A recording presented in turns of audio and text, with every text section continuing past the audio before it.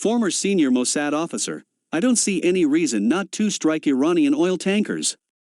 Brig Gen. Ret. Amnon Sofrin, former head of the Mossad's intelligence directorate, claims that attacks on oil tankers and cyberattacks are logical responses to the actions attributed to Iran.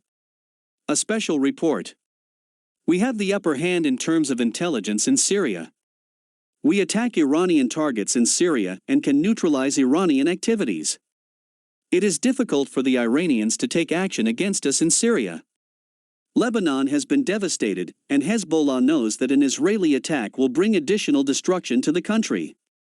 Therefore, the Iranians choose the maritime domain for a secret campaign against vessels connected to Israel, and launch suicide drones against tankers in the Persian Gulf.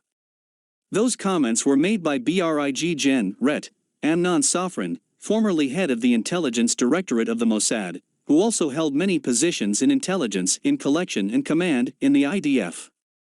2 days after the attack on the Israeli-operated oil tanker at sea in which 2 foreign citizens were killed, Sofrin is of the opinion that the Iranians are not interested at this stage in escalating the situation with Israel, and therefore they choose the maritime domain, where they have an advantage. The Iranians understand that if they escalate the situation, Israel will attack in Syria with increased force despite the Russian protests and the Russian attempt to show toughness. The Syrians are apparently complaining to the Russians that Israel is doing in Syria whatever it wants, and perhaps even the Russians are a little fed up with Israel's freedom of action in Syrian airspace.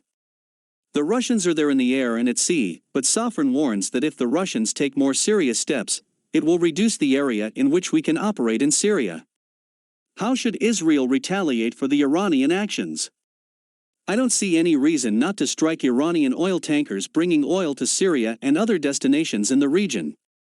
Cyber operations against Iranian targets are also very logical, said Sofrin.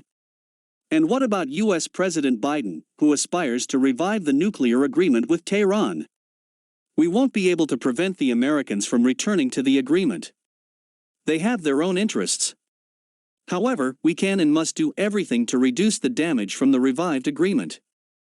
The reduction of the damage means a request for compensation from the U.S. What kind of compensation?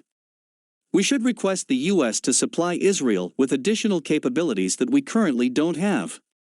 We have to let the Americans know the main things that Israel is interested in and needs, but right now are not being sold to us.